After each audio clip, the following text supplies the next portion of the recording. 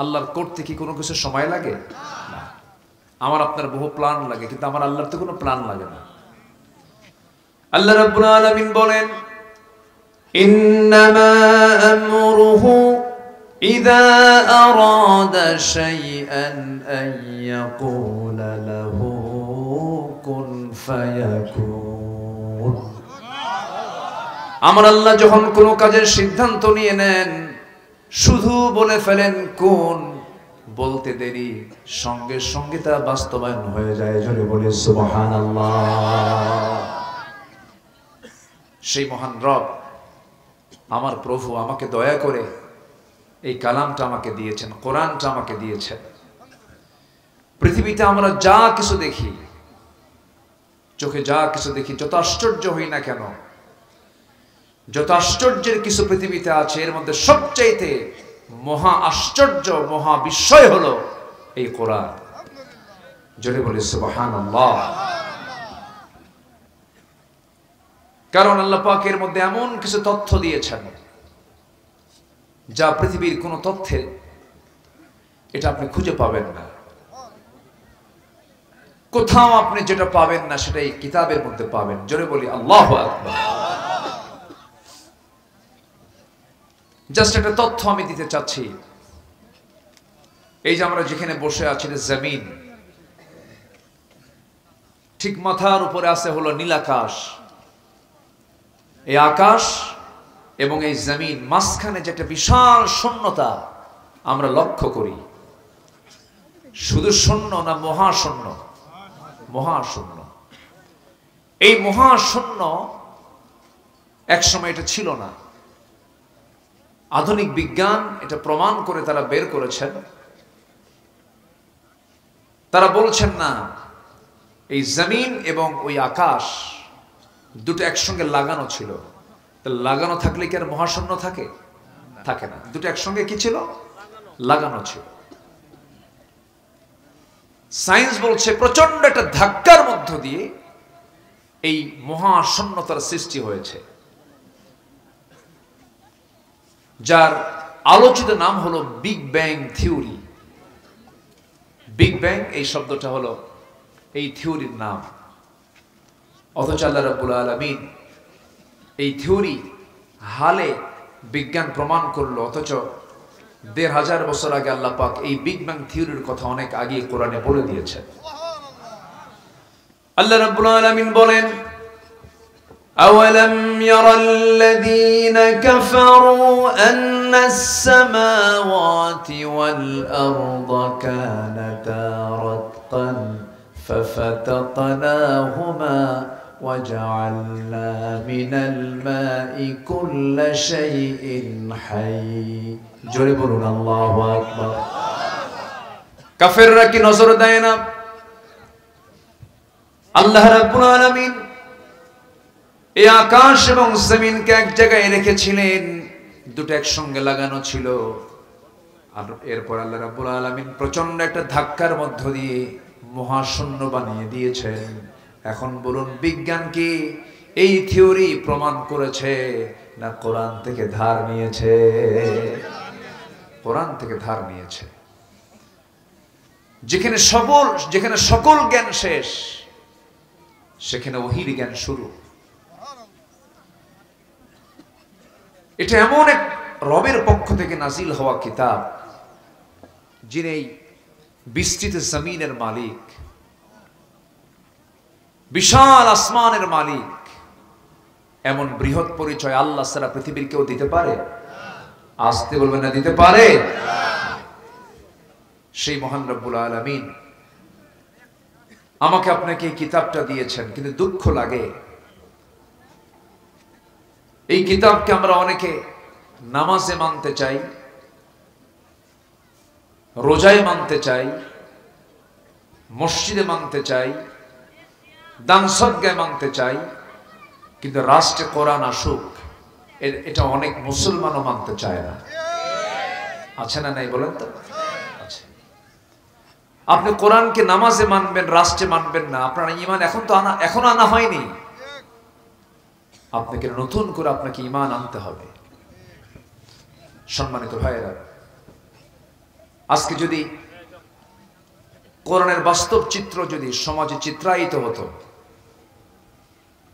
আজকে কোরআনের চিত্র যদি রাষ্ট্রে চিত্রায়িত হতো, আজকে আমাদের চোখের সামনে এমন চিত্র দেখা লাগতো না।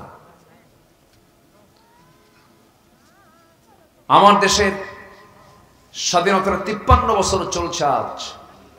এই 53 বছরে দেশের দুর্নীতি, দেশের ক্রাইম, এটা কমেছে না বেড়েছে? কমছে না বাড়ছে? বাড়ছে।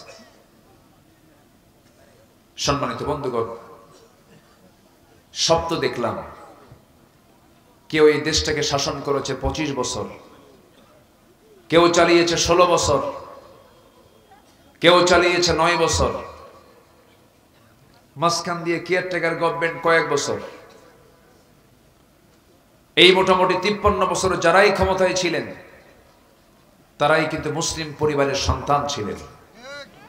তাদের ধর্মের নাম ইসলাম, তারা মুসলমান। অথচ আজ পর্যন্ত আমার দেশে জাহান্নাম থেকে বাঁচার একমাত্র কারণ, জাহান্নাম থেকে বাঁচার জন্য 1 নম্বর কাজ হচ্ছে নামাজ। জাহান্নামে যাওয়ার 1 নম্বর কারণ হলো নামাজ ছেড়ে দেওয়া। সেই নামাজের আইনটাই আজ পর্যন্ত কেউ পাশ করতে পারে নাই। সম্মানিত ভাইয়েরা, সম্মানিত বন্ধুগণ, সমাজের সকল অশান্তি দূর করার জন্য সবার আগে প্রয়োজন হলো নামাজি সরকার। কি সরকার বলেন তো? নামাজি সরকার। অতএব যা দেখেছি আর দেখতে চাই না। আমরা আগামীর দেশ দেখতে চাই কোরআনের দেশ, ইসলামের দেশ, নামাজের দেশ। ঠিক কিনা? রাজি আছেন কারা কারা? হাত উঁচু করে দেখান মুসলমান।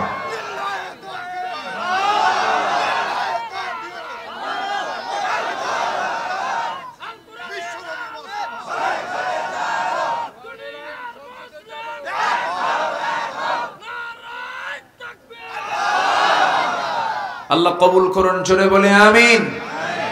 আরো জোরে আমিন। সম্মানিত ভাইয়েরা, সম্মানিত বন্ধুগণ, আল্লাহর কালামে কোরআনের মধ্যে কি নাই? সবই তো ছিল, কিন্তু আমরা এটাকে শুধু নামাজের মধ্যে রেখে দিয়েছি, মসজিদ মাদ্রাসার মধ্যে রেখে দিয়েছি, খানকার মধ্যে রেখে দিয়েছি। কিন্তু কোরআন দিয়ে কি ক্যান্টনমেন্ট চলতে পারে না? কোরআন দিয়ে কি প্রশাসন চলতে পারে না? কোরআন দিয়ে কি আদালত চলতে পারে না? কোরআন দিয়ে বঙ্গভবন, গণভবন, সংসদ ভবন কি চলতে পারে না? পারে। যখনই আমরা এই জাতীয় কথা বলতে যাই তখন বলে, হুজুর আপনি রাজনীতি শুরু করলেন কেন? যারা বলবে ইসলামের রাজনীতি নেই, তাকে নতুন করে ঈমান আনতে হবে। সম্মানিত ভাইয়েরা, অনেক কথা আছে, আস্তে আস্তে করে বলি। আমাকে সময় দিচ্ছেন তো নাকি? উঠতে একটু দেরি হয়ে গেছে, আর একটু আগে উঠলে ভালো হতো। বছর 3 আগে আমি এই মাহফিলে এসেছিলাম। আল্লাহ পাক আমাকে আবারও এমন সুন্দর একটা আয়োজন, আবারও আমাকে আসার তৌফিক দিয়েছেন। আলহামদুলিল্লাহ। এই মসজিদের সম্মানিত সাবেক সভাপতি আলম সাহেব, তিনি আমাকে দাওয়াত দেওয়ার পরে ইন্তেকাল করেছেন। ওই মাহফিলটা তিনি থাকতে পারেন নাই। এবছর একজন সহসভাপতির, কালাম সাহেবের ইন্তেকাল হয়েছে। আমরা দোয়া করি আল্লাহ এই সমস্ত তার বান্দাদের কবরের সমস্ত আযাবকে মাফ করে কবরটাকে জান্নাতের টুকরা বানায় দেন। জোরে বলি আল্লাহুম্মা আমিন। সম্মানিত ভাইয়েরা, সেই মহাগ্রন্থ কোরআনে কারীম থেকে আমি সূরাতুল আহজাব থেকে কিছু কথা আমি বলতে চাচ্ছি। আল্লাহ যেন আমার মুখ থেকে সেই কথাগুলো বের করে দেন যে কথাগুলো উম্মতে মুহাম্মাদীর জন্য এই মুহূর্তে দারুণ প্রয়োজন। আচ্ছা, এটা এই দিকে যায় কেন? এত এদিকে ঘোরান তো একটু।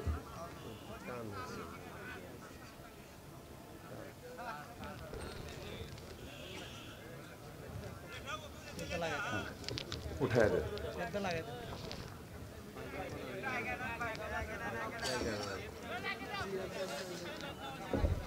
সম্মানিত ভাইয়েরা, আমার দিকে তাকান। সূরাতুল আহজাব থেকে কিছু কথা আমি বলতে চাচ্ছি। এই পৃথিবীতে আমরা যত আদর্শই খুঁজি না কেন, কোন আদর্শই পরিপূর্ণ আদর্শ নয়। প্রত্যেকটা আদর্শের মধ্যে ত্রুটি আছে না নাই বলেন তো? আছে। বিশেষ করে আমি আজকের মাহফিলে লক্ষ্য করছি যুবকদের উপস্থিতি বেশি। বলি আলহামদুলিল্লাহ। যুবকদের নিয়ে ওয়াজ করব, বুড়া মানুষ বাদ।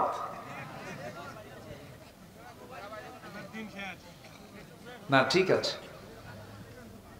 আজকের মাহফিলে যে যুবকরা তোমরা আসছো, আল্লাহর মেহেরবানি, তোমরা তো অনেক কিছুই দেখিয়ে দিলে 2024-এর অগাস্টের আগ পর্যন্ত।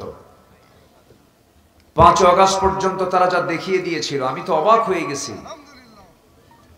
আজকের এই যুবকরা তো ডিভাইস আক্রান্ত, মাদকাসক্ত, ফ্রি ফায়ার, পাবজি, গেমস আসক্ত। আর সেই যুবকরা জাতে মাতাল, তালে ঠিক। কি কাজটা করলো তারা চিন্তা করা যায়? মুরগি রান্না হলো গণভবনে একজনের জন্য, সেই মুরগির রান খাইলো আমার যুবকরা যায়, ঠিক কিনা? এবং টাইম বেঁধে দিল 45 মিনিটস, মাত্র 45 মিনিট।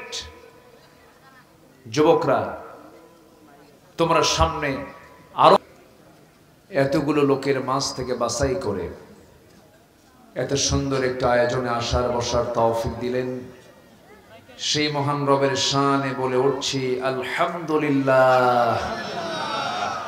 সবাই চিৎকার মেরে বলছে আল্লাহুম্মা ইন্নী আসআলুকা আল হুদা ওয়াত তুকা ওয়াল আফাফা ওয়াল গিনা।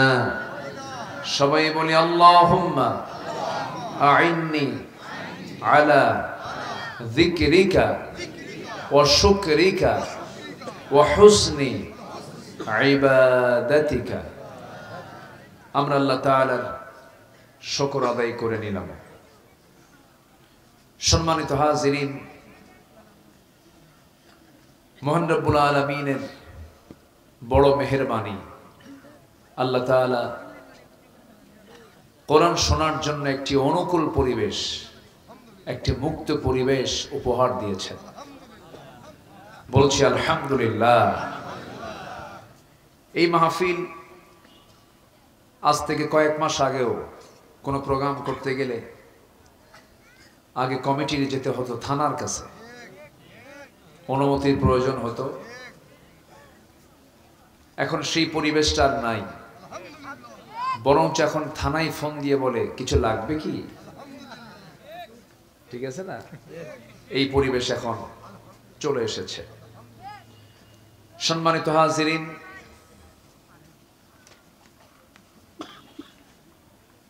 যুগে যুগে মহাসত্য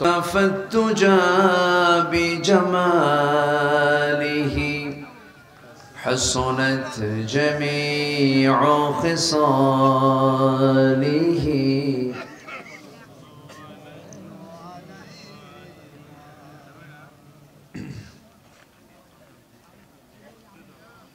আমি কোরআনের সুর মাঝে শুনেছি যে নাম, আজানের সুর মাঝেও শুনেছি সে নাম।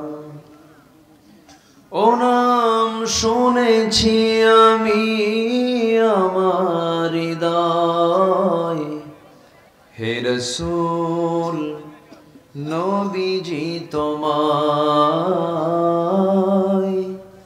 হে রাসূল নবীজি তোমায় ওয়া ফুরকানিহিল হামিদ।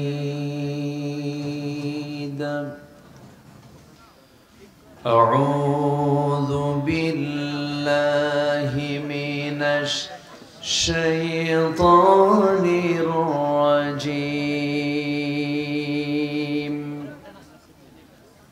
بسم الله الرحمن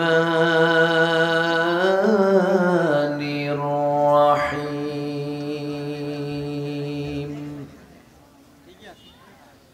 إن الله وملائكته يصلون على النبي يا أيها الذين آمنوا صلوا عليه وسلموا تسليما اللهم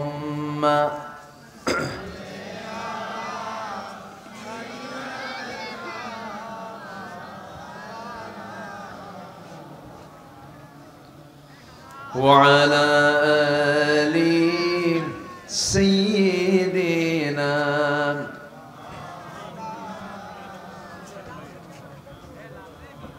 একটু মোহাম্মত দিয়ে নবীর প্রেমে মাতোয়ারা হয়ে জবান খুলে আওয়াজ দিয়ে সবাই বলুন আল্লাহুম্মা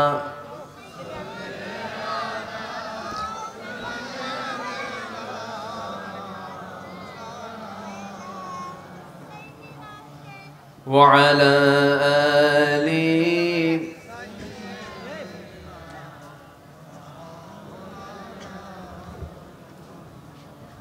ونذيرا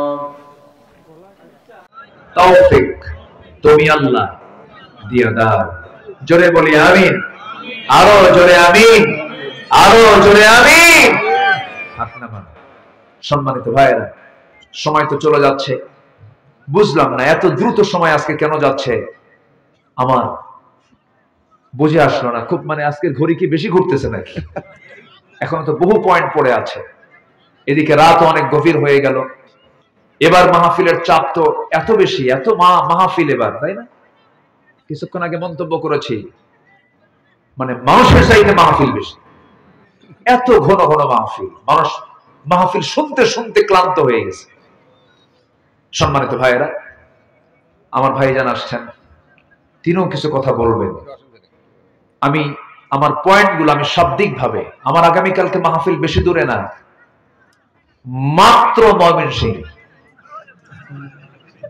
তাও দুপুর বেলা কখন দুপুরে তো সব দিকে খেয়াল করতে হবে আমাকে মাহফিল কমিটি যখনই গেছেন আমার কাছে আমার সুযোগ ছিল 3 বছর আগে একবার এসেছিলাম তো আল্লাহ পাক আমাকে আবার এই জায়গায় নিয়ে এসেছেন বলি আলহামদুলিল্লাহ আপনাদের এই চাঁদ মাখা মুখগুলো আল্লাহ পাক আমাকে আবার দেখার সুযোগ করে দিয়েছেন আল্লাহ যেন আমাদের সম্পর্ক যেন হাসর পর্যন্ত গড়িয়ে দেন জোরে বলি আল্লাহুম্মা আমিন আসলে তো চোখটা খোলা আছে ইহকালে আছি চোখ বন্ধ হলে কি ইহকাল না পরকাল তো আমরা ইহকালের সম্পর্ক গড়বো আমরা পরকালকে টার্গেট করে জোরে বলি ইনশাআল্লাহ পরকালও যেন আমরা একসঙ্গে থাকতে পারি বউ নামাজ পড়ে না বউকে বলবেন বউ আমার একই ছাদের নিচে থাকি তোমার যৌবন আমার যৌবন একাকার করে দিয়েছি তুমি কি চাও না জান্নাতের মধ্যে আমরা একসঙ্গে জান্নাতে থাকি হ্যাঁ নামাজটা পড়ো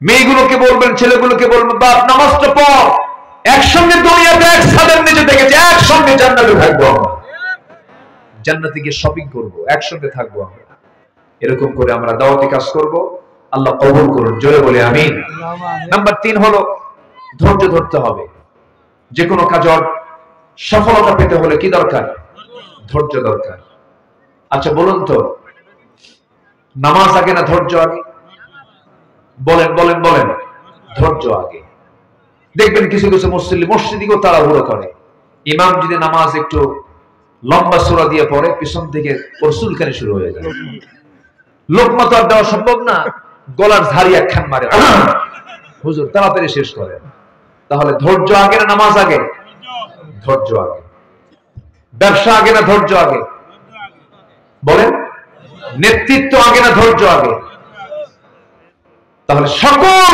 কাজে ধৈর্য আগে দরকার ধৈর্য এমন একটা গুণ যা সকল সফলতার মূল মাধ্যম হচ্ছে ধৈর্য।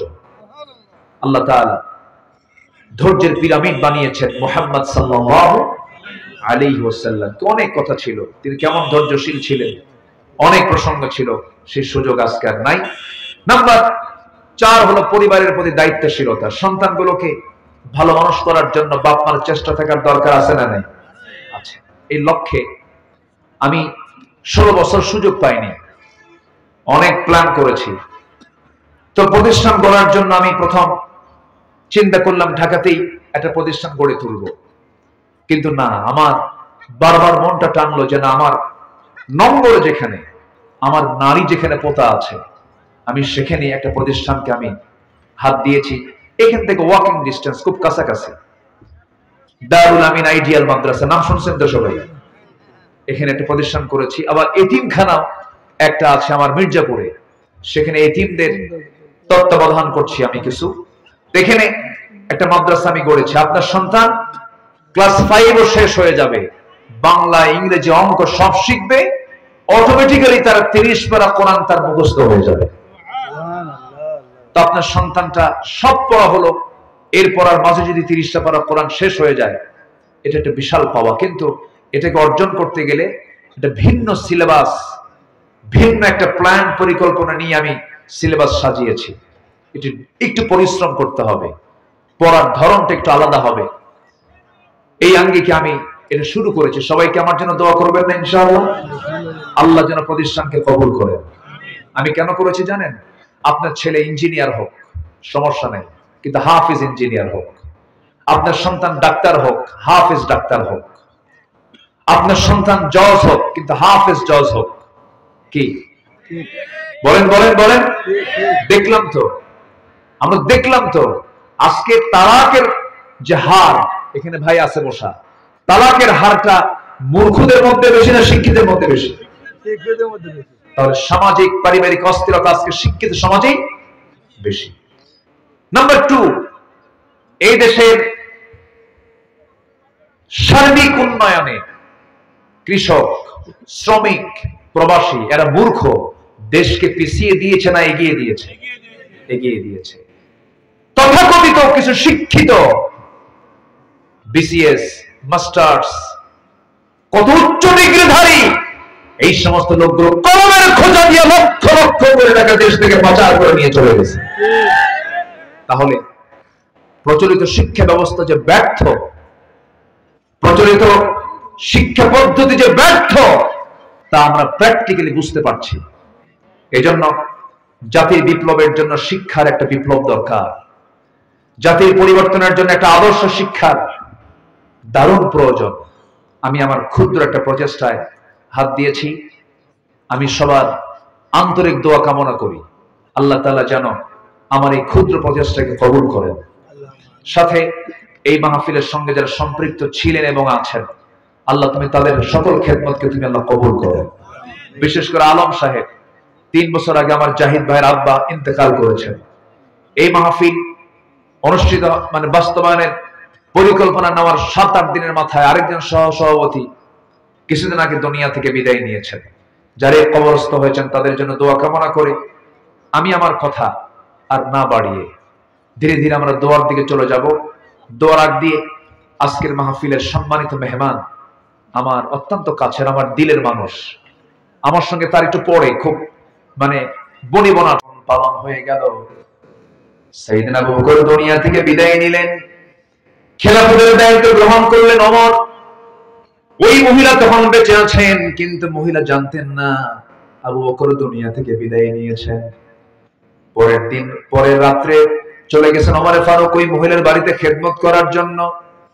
খেদমতের জন্য ঘরের মধ্যে ঢুকেছেন, খেদমত করলেন, কাপড় চোপড় গুলো ধুয়ে দিলেন, খাবার গুলো গোছায়া দিলেন, সামনে খেজুর গুলো ধুয়ে দিয়ে চলে আসছেন।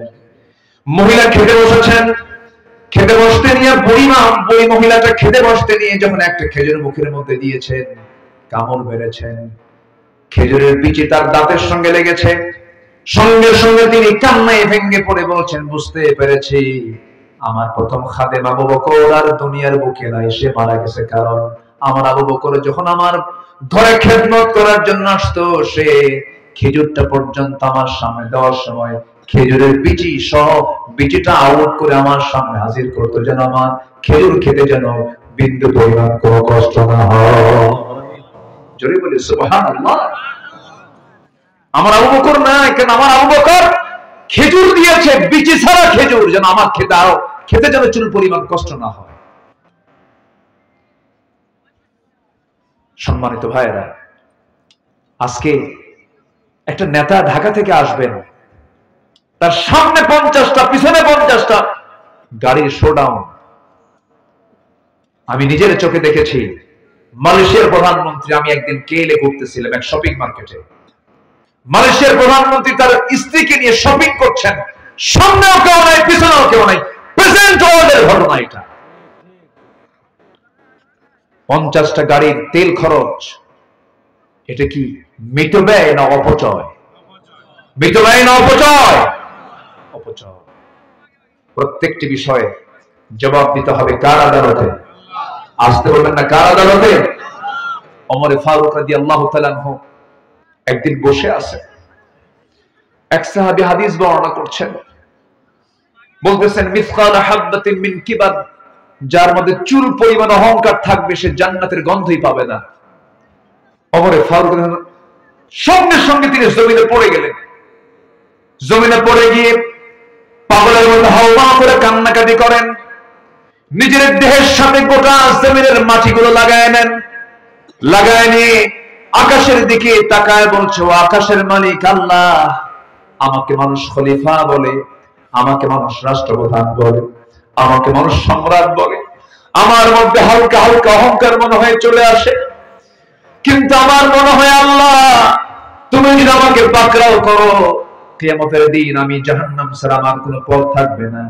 আমার কাছে মনে হয় ও আল্লাহ, এই দুনিয়াতে তুমি যত বান্দা পাঠিয়ে দিয়েছো সব বান্দার জন্য জান্নাতের ফয়সালা হলেও একজনকে যদি তুমি জাহান্নাম দাও, আমার মনে হয় সে একজন বান্দা কেউ হবে না, আমি ওমর সেই জাহান্নামী বান্দা হতে পারি। আল্লাহু আকবার বলেন। বান্দার পরিচয় তেমনই হওয়া উচিত। আল্লাহ পাক এই সমস্ত সাহাবাদের জীবনকে লালন করার তৌফিক দান করুন। জোরে বলি আল্লাহুম্মা আমিন। সম্মানিত ভাইয়েরা, এক নম্বর হচ্ছে দাওয়াতি কাজ করব আমরা। নাম্বার 2 হলো আমার রাসূল ছিলেন সাহসী। কি ছিলেন বলেন তো? সাহসী। পৃথিবীতে কোনো কিছু করতে গেলে, বিজয় অর্জন করতে গেলে কি দরকার? আমার নবীজি কি ভীরু ছিলেন না সাহসী ছিলেন? চিন্তা করুন, ঘর থেকে বের হচ্ছেন হিজরতের রাতে, নাঙ্গে নাঙ্গে তরবারি, ওই মক্কার নগর পিতা আবু জেহেল তার সন্ত্রাস লেলিয়ে দিয়ে রাসূলকে মারার অর্ডার দিয়েছে। আমার নবীজি সেখান থেকে ঘর থেকে বের হচ্ছেন, শত্রুগুলো দেখছেন, পরোয়া করলেন না, হাতের মধ্যে বালু নিয়ে শুধু নিক্ষেপ করলেন, সমস্ত শত্রুর চোখে চোখে পৌঁছায় দিয়েছেন আমার আল্লাহ তাআলা বালুকণাগুলো। জোরে বলি সুবহানাল্লাহ। যে কোনো বিজয়ের জন্য সাহস দরকার। ইমানদার বুক দেখায় না পিঠ দেখায়? ইমানদার বুক দেখায় না পিঠ দেখায়? বুক দেখাবে। ইমানদার কখনো পিঠ দেখাতে পারে না। যুবকরা, সেই উন্নত চরিত্র গঠন করো। দেখেছো অনেক কিছু, যে নেতা তোমার হাতে মদের বোতল তুলে দেয়, যে নেতা তোমার হাতে নারী তুলে দেয়, যে নেতা তোমাকে চরিত্রহীন বানানোর ষড়যন্ত্র করে, সেই সমস্ত নেতাদের মুখে তোমার জুতা মারো, ধুতো মারো। উন্নত চরিত্র গঠন করো। 5 ওয়াক্ত নামাজ পড়ো। বিবাহ পূর্ব কোনো নোংরামি কোনো সম্পর্কে জড়িও না, অবৈধ কোনো রিলেশনে যেও না। বিয়ের প্রয়োজন, বাপকে বলে ফেলো আমার বিয়ের প্রয়োজন, কিন্তু বিয়ের আগ দিয়ে তুমি গার্লস স্কুলের সামনে যায় এতিমের মতো সিট হয়ে বসে থাকো না। এগুলো লস প্রজেক্ট। এগুলো কি প্রজেক্ট? Loss project. শিক্ষা, পড়া সব শেষ। এগুলো বাদ দিতে হবে। সবাই কি নামাজ পড়বা? যুবকরা সবাই কি নামাজ পড়তে রাজি আছো? নামাজ পড়বেন কারা কারা একটু হাত তুলে দেখেন তো দেখি। জোরে বলি আল্লাহ আমাদেরকে 5 ওয়াক্ত